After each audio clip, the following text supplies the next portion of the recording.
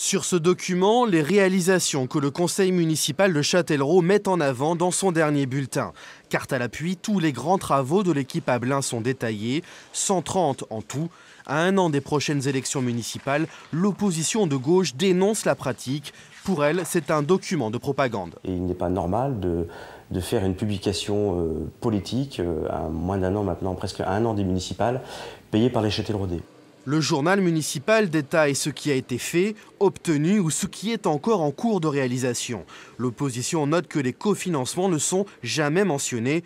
Par exemple, la pépinière d'entreprise René Monory, cofinancée par le département et la région, à hauteur de plusieurs centaines de milliers d'euros.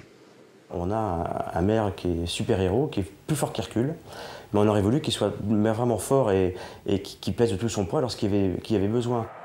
Pour l'occasion, le bulletin municipal a même doublé de volume et est passé de 16 à 32 pages. Après le 1er mars, si M. Abelin avait édité cette revue, il aurait fallu qu'il la paye lui-même ou qu'il rentre dans ses comptes de campagne. La municipalité, elle, estime au contraire que le bulletin remplit son devoir de liaison avec la population. C'est vraiment un document d'information pour faire le point pour les Châtelleraudais, pour qu'ils sachent exactement où en sont les projets, pour qu'ils comprennent dans quel sens vont les travaux.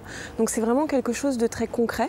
Je comprends qu'ils craignent puisqu'effectivement c'est 130 choses qui ont été réalisées, donc c'est un beau bilan.